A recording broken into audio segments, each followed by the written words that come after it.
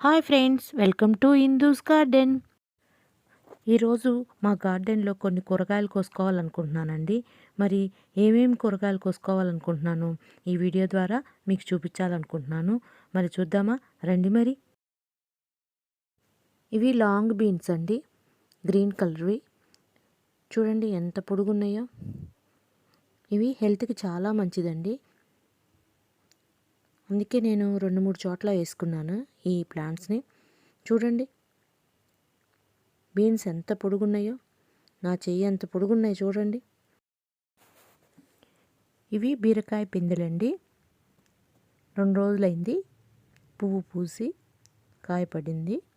అలాగే నేను బాగా పొడుగు బీరకాయ విత్తనాలు కూడా పెట్టుకున్నాను. ఇవి బాగా పొడుగు బీరండి.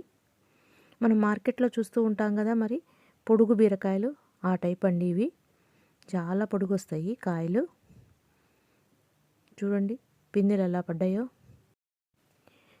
ఇవి పొట్టి బీరకాయలండి, కానీ కండ మాత్రం బాగుంటుంది. పొట్టి బీరకాయలు.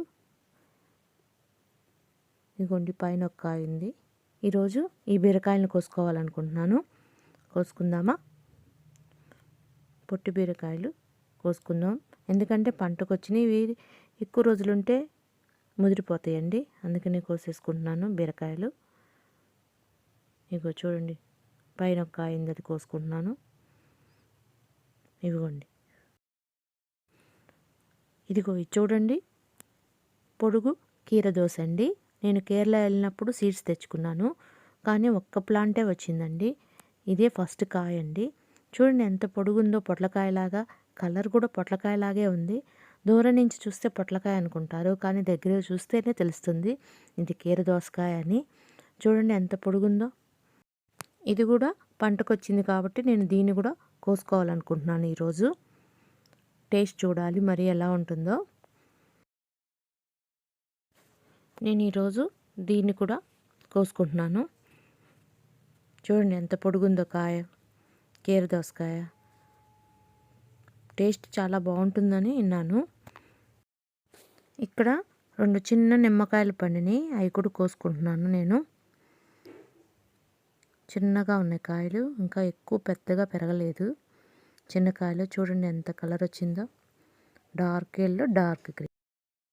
ఇక్కడ కొన్ని కాకరకాయలు ఉన్నాయి, చెట్ల మధ్య లోపల ఉన్నాయి కాబట్టి వాటిని మనం చూసుకొని కోసుకుందాం.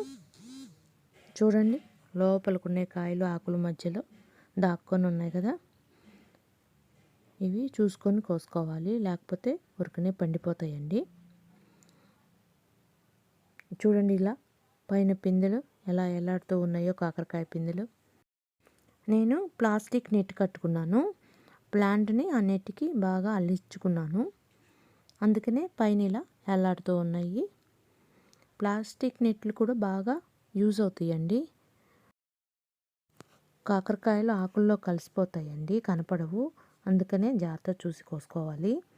చూడండి ఇక్కడ ఒక కాయ ఉంది, కోసుకుంటున్నాను. పైన ఇక్కడ ఇంకో కాయ ఉంది, అది కూడా కోసుకుంటున్నాను. ఇలా ఆకుల మధ్యలో ఉంటాయి, చూసి కోసుకోవాలి.